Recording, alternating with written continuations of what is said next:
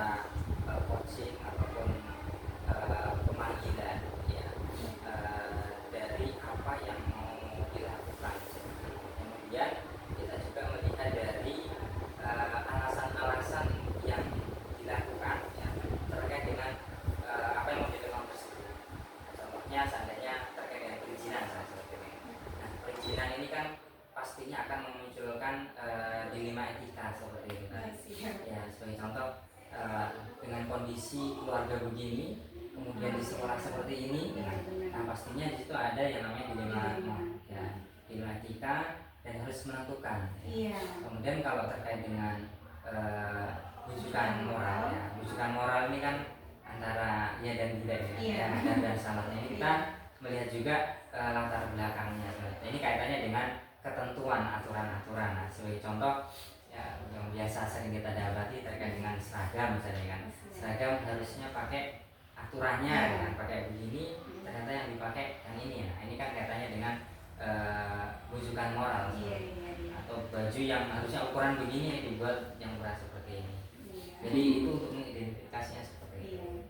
Baik sekali Ustaz. Untuk selanjutnya, selama ini bagaimana Ustaz menjalankan pengambilan keputusan di sekolah, terutama untuk kasus kedua ini?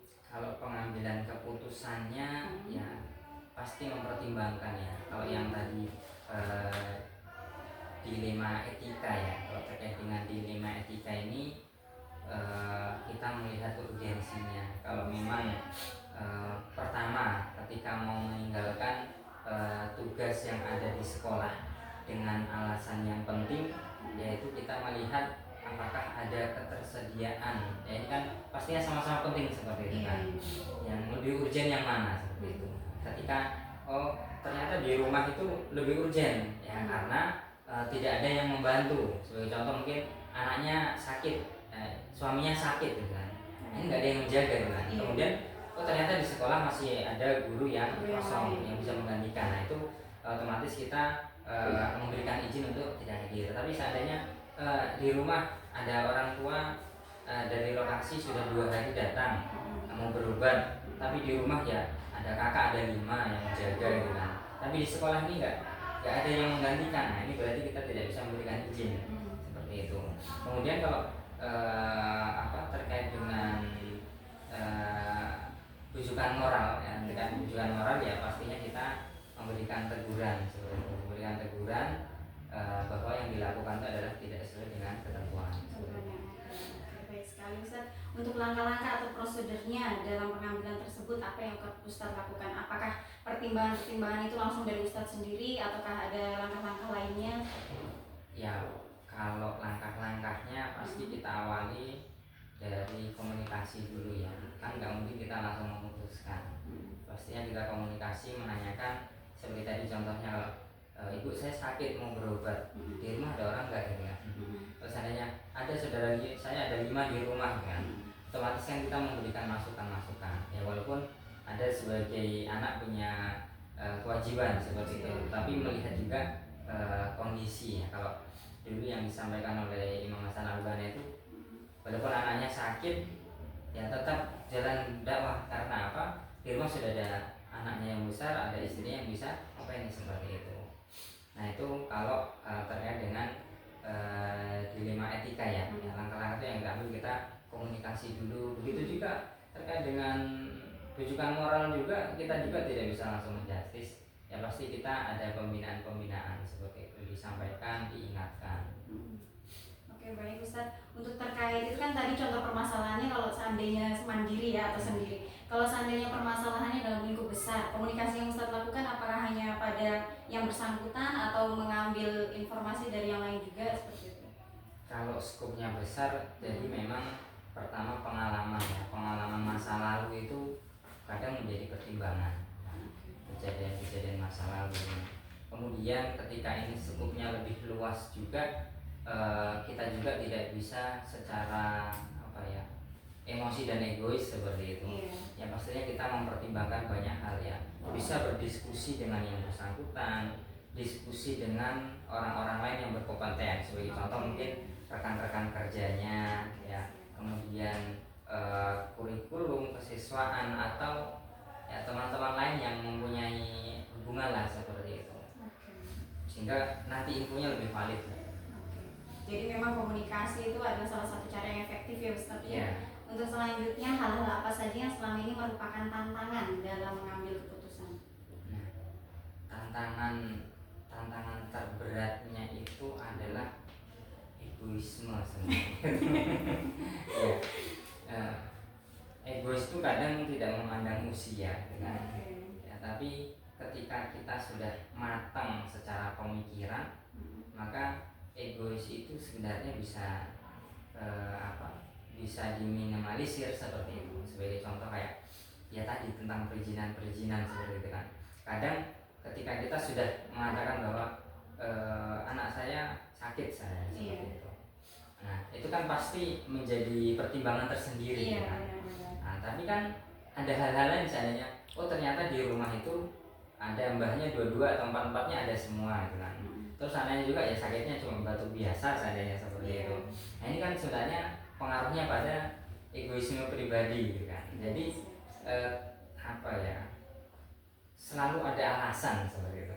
Ya, selalu mencari alasan. Nah, ini yang menjadi tantangan terberatnya itu adalah yang demikian. Kemudian kalau yang rujukan moral ya tantangan terkait dengan rujukan moral ini memang terkait dengan kesadaran seperti itu ya. Terkait dengan kesadaran yang kadang kita merasa bahwa kita semua sudah dewasa sehingga bisa mempertimbangkan. Nah, cuma memang itu tadi antara egoisme dan kedewasaan kadang memang dia tidak bisa berjalan beriringan seperti itu.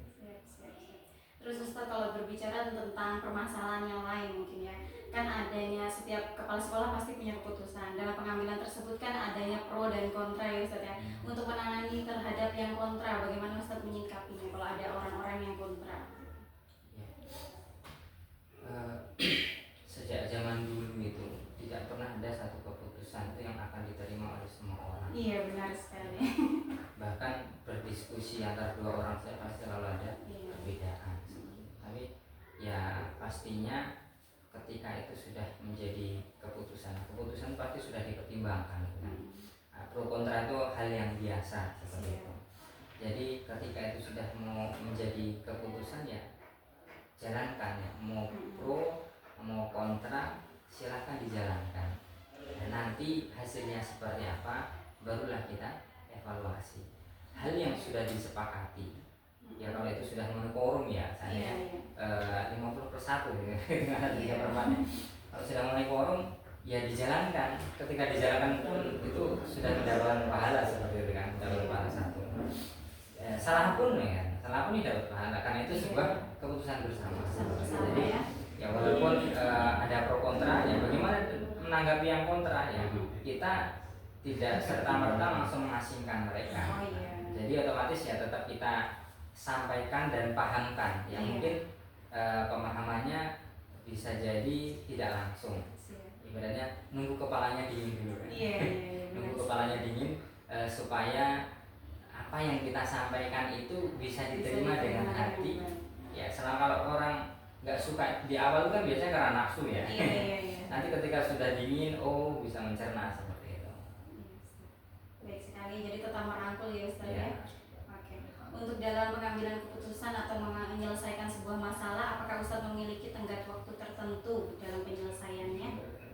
Ketika itu menjadi keputusan mutlak, keputusan mutlak kepala sekolah yang itu tidak ada konsekuensi ke atas, itu secepat mungkin bisa. Tetapi biasanya kalau saya harus menggali dulu akar-akar permasalahannya itu apa seperti itu. Sehingga kita bukan berarti kita berpikir lambat tidak, tapi kita ingin menyelesaikan itu berdasarkan akar permasalahan sehingga nanti tidak menjadi kesalahan yang lebih besar di kemudian hari. Tapi kalau seandainya itu kaitannya dengan kebijakan lebih atas, yaitu akan dikomunikasikan lagi. Contohnya, nah ini kan bukan kewenangan dari pimpinan, otomatis harus komunikasi lagi ke yayasan. Untuk selanjutnya faktor-faktor apa yang selama ini mempermudah atau membantu Ustadz dalam mengambil keputusan? Kejujuran sebenarnya.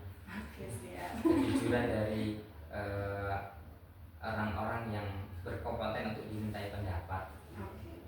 Sehingga itu memudahkan kita untuk mengambil keputusan seperti itu.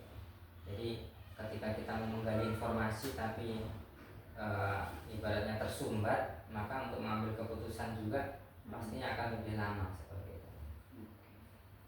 Untuk pertanyaan terakhir ya mungkin Ustaz ya, dari semua hal yang telah Ustaz sampaikan, pembelajaran apa atau pengalaman apa yang Ustaz ambil dalam keputusan dilema etika? Kalau dilema etika itu saya kadang lebih ngaca pada diri sendiri seperti itu. Jadi sebelum kita menjustis orang itu ngacanya pada diri sendiri, sehingga semua permasalahan dari teman-teman guru dan lain ataupun orang tua murid itu sebenarnya adalah pelajaran, pelajaran yang bagaimana ketika itu nanti terjadi pada diri saya, atau saya pernah mengalami hal seperti ini, kan itu menjadi ukuran, kan. Jadi menjadikan kita bisa lebih bijak seperti itu terkait dengan dilema etika ini. Memang yang mengharuskan kita supaya lebih bijak dan kita mempertimbangkan terkait dengan skala prioritas, mana yang lebih prioritas, apakah ini urusan pribadi yang lebih prioritas atau urusan umum. Jadi tidak semuanya dikatakan kepentingan umum di atas kepentingan pribadi, ya golongan. Nah itu memang benar. Tapi ada kondisi di mana kepentingan pribadi itu lebih penting daripada kepentingan umum. Nah, kita harus melihat konteksnya. Orang tua meninggal, ya anak-anak nggak ada yang pegang mana yang dipilih, otomatis kan kepentingan pribadi seperti itu. Nah ini kan pola. Nah, jadi itu banyak pelajaran ya yang bisa dipetik dari kasus-kasus yang mungkin kita hadapi seperti itu, menjadi lebih bijak lah. Oke, terima kasih Ustaz. Mungkin itu saja rangkaian pertanyaan saya. Saya mengucapkan terima kasih karena banyak mengambil sekali ilmu dari Ustaz terkait skala prioritas, kemudian kejujuran dalam mengambil keputusan, serta pengalaman-pengalaman Ustaz lainnya. Mungkin itu saja Ustaz. Terima kasih untuk waktunya. Kami akhiri wawancaranya. Assalamualaikum warahmatullahi wabarakatuh. Assalamualaikum warahmatullahi wabarakatuh.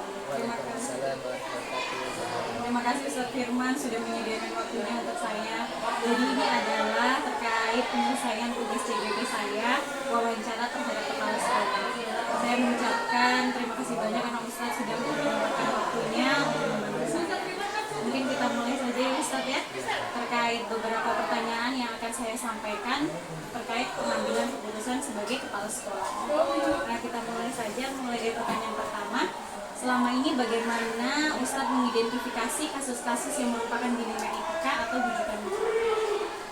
Untuk kasus dilema etika dan bujukan moral juga, biasanya kan contoh dilema etika itu ketika misalnya ada guru yang dia menyediakan fasilitas les fasilitas kepada anak, dan biasanya kalau les dia bentuknya pembelajaran tambahan, misalkan ada materi tambahan, soal-soal tambahan. Yang kita perlu antisipasi adalah harapannya ketika guru memberikan pelajaran tambahan di situ jangan sampai ada soal-soal yang kemudian diberikan kepada anak yang soal itu adalah soal-soal ujian. Nah itu yang perlu kita coba sampaikan kepada guru yang memberikan pembelajaran tambahan atau les. Itu yang terkait dilema etika juga, supaya memang ya pembelajaran itu tetap ada pengetahuan yang didapat murid tetapi tidak melanggar etika-etika. Ada ya. Kemudian kalau bujukan moral saja, memang tidak memungkiri bahwa lingkungan belajar ataupun lingkungan anak-anak itu pasti ada lingkungan yang tidak baik ataupun lingkungan yang kurang positif ya.